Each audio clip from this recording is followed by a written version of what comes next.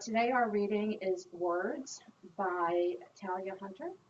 For some reason, I feel as if this may have been read here before, and our dear friend Jeanette said, well, apparently it needs to be heard again. So, patience visited me, and it reminded me that good things take time to come to fruition and grow slowly with stability. Peace visited me, and it reminded me that I may remain calm through the storms of life, regardless of the chaos surrounding me.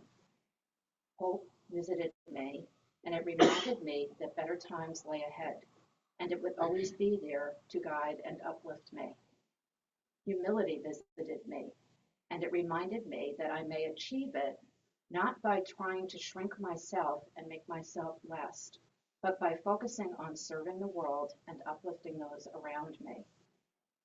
Kindness visited me, and it reminded me to be more gentle, forgiving, and compassionate towards myself and those surrounding me. Confidence visited me, and it reminded me to not conceal or suppress my gifts and talents in order to make others feel more comfortable, but to embrace what makes me me. Focus visited me, and it reminded me that other people's insecurities and judgments about me are not my problem, and I should redirect my attention from others back to me. Freedom visited me, and it reminded me that no one has control over my mindset, thoughts, and well being but me. And love visited me, and it reminded me that I need not search for it in others as it lies within me.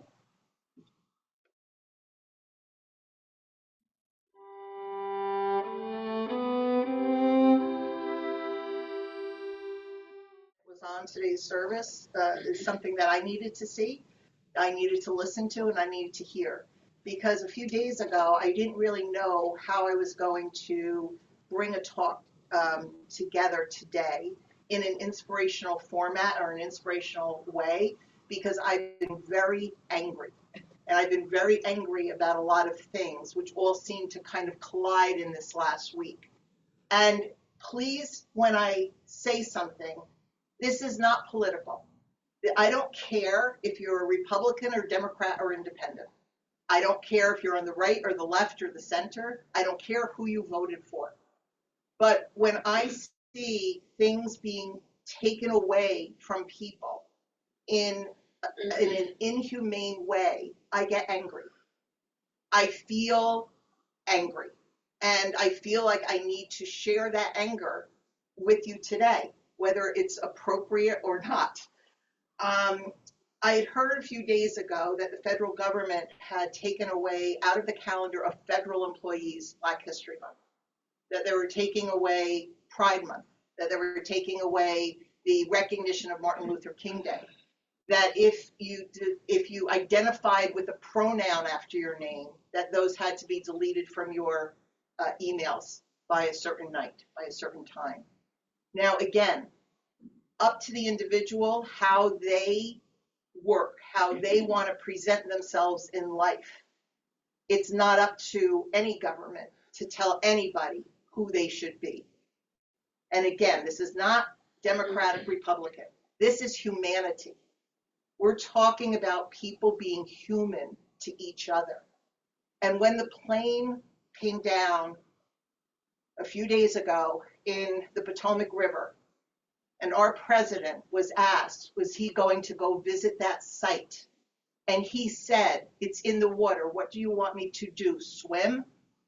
That's where my anger became rage. Because again, it's not about Democrat and Republican.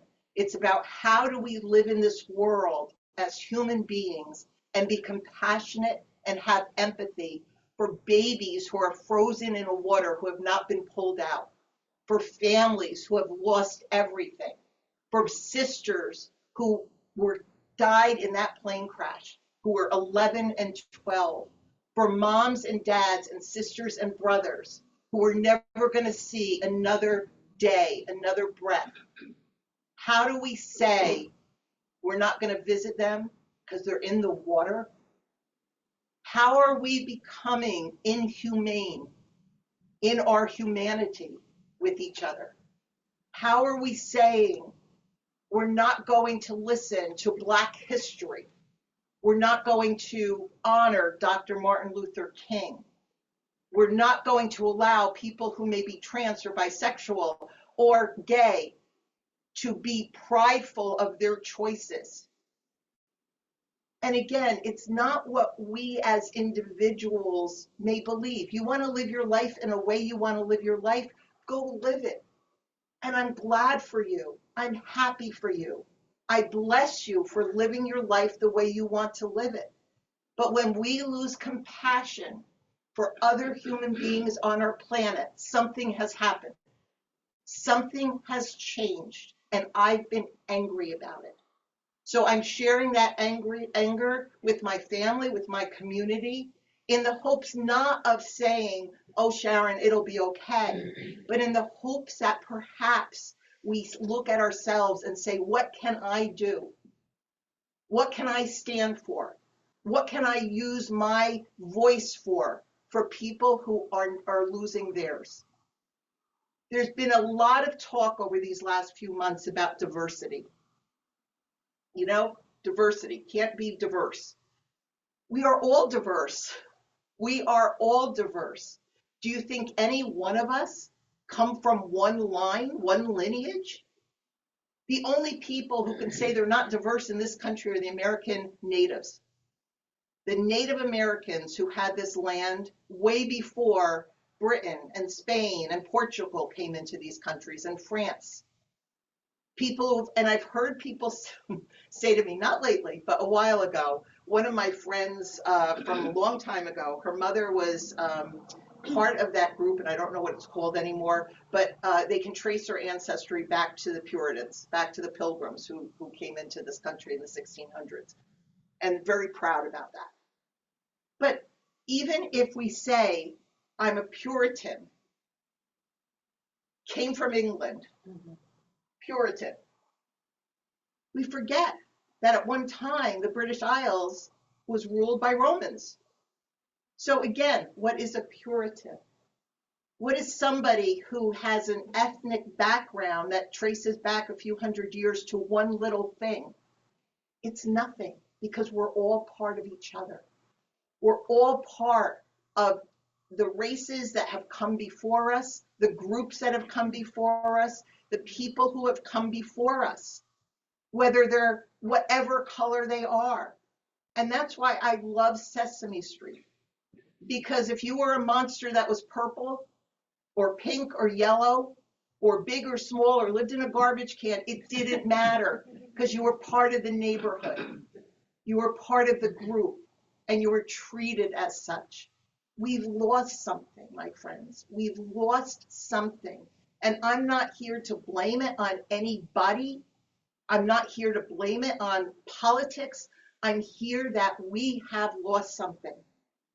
And what do we need to do to move it in a direction that shows people that we care, that there's hope, that there's love, that you know what, you're having a hard time, but guess what? I can hug you in that moment of time. I may not understand it, but I can hug you in that moment of time. I can support you. I can say, do you need something that I can help with? Where are all of us in this moment of time when people can say whatever they want to somebody else and there's no consequence anymore? There's no sense of right or wrong. Black History Month is an important month. Why? Because it honors people that for decades and centuries were not heard, did not have a voice, did not have anything in terms of somebody to look up to and say, that's who I want to be. Why? Why are we taking that away? It's part of history. A lot of times people will say history is written by the conquerors. People will say history is written by the winners. And that may be very true. I do believe a lot of history in the world has gone away because it's been overwritten by a new group or a new regime or a new this or a new that. But it really is our duty as a human being to understand history, all of it, the good and the bad, the difficult, the easy. It's really easy to stand up here each Sunday and talk about love and to talk about community and to talk about goodness, to talk about all those things that I see in this group. But we also have to remember that outside of this, when we leave these walls, when we go back into our cars, when we go back to our communities, it may not be so easy for the people around us. We have an obligation. We have an obligation to each other as human beings that we may not understand your choice or my choice, but we have an obligation to be kind to each other about it. Not to use a remark that is so hurtful of, what do you want me to go swimming? I can't accept that. And maybe that's not right for me as a minister to stand here and talk about it in that way, but I can't accept that. As a human to a human, I can't. So what do we do? What do we do? Can we change things? I believe we can. I'm not talking about changing everything, throwing everything away and restarting. But I remember with Dr. Martin Luther King, back in the 60s, he did peaceful protests. They walked, they marched, they sang. It was all in peace. Now, this is over 60 years ago now. It's a long time. But I was alive. I was alive when Rosa Parks sat down in the front of the bus instead of in the back. I was alive during that time. I didn't know it. I didn't understand it because I was small. But in my lifetime, that has happened. That people were segregated, couldn't sit in the same bus together, couldn't drink out of the same fountain. 63 years later, and here we are again. Here we are. What are we going to do? What are we going to do? So as you can tell, I've been dealing with this stuff coming up. I've been dealing with people whose lives have been torn apart because of people who have passed away this past week unexpectedly. I've been dealing with my feelings on this, and it hasn't been an easy week for me. But what I will say is that I know deep down in my heart, when I move on from this moment of time in the way that I'm seeing the world, I'm going to move on in a way that hopefully takes other people along for the ride in a good way. That people may think about something they're going to say to each other, that it comes from the heart, that it comes from compassion, that it comes from humanity, and it comes out of the grace of God rather than somebody's own insecurities. Now, I know usually on Sunday when I'm here, we have a lot of jokes and we have a lot of smiles, and I see a difference today, and I understand that difference because we have to think about something. It doesn't mean we can't love. It doesn't mean we can't smile. It doesn't mean we can't hug. It doesn't mean any of those things have changed. But what's changed for me is I can't go back to being silent. I can't. Because then I am not only allowing something to happen, but I'm not bringing to the world the best that I can bring. I was given some advice yesterday because, as you can see, I'm on a rant. And yesterday I had a demonstration of mediumship with Richard Scholler for the ISF, a Zoom meeting. There were 70-some people on that Zoom meeting, and I was sitting with the moderators before expressing my discontent. And I had some good advice from one of those people. His name is Jan Danielson. Very sweet soul, doesn't live in this country, but understands the world. is similar. The world is similar to what we're all experiencing right now, lack of humanity. And he said to me, he said, you may not be able to change everything. All you can do is be a light in that moment of time. And I heard those words and I thanked him and I thought about them. And so what I feel I can do to move into the compassion of this is offer lights to everybody. So if you choose to come up and light a candle, think about the world, think about your family, think about the people that are around you in your neighborhood, people who may be diverse and who may not have any rights left. Think about what we can do, human to human, to be able to move forward in this world in a way that's closer to God-like. So please come up, light a candle, and for those at home, we will light a candle for you. I have a dream that one day this nation will rise up and live out the true meaning of its creed. We hold these truths to be self-evident, that all men are created equal. I have a dream that one day on the red hills of Georgia, the sons of former slaves and sons of former slave owners will be able to sit down together at the table of brotherhood.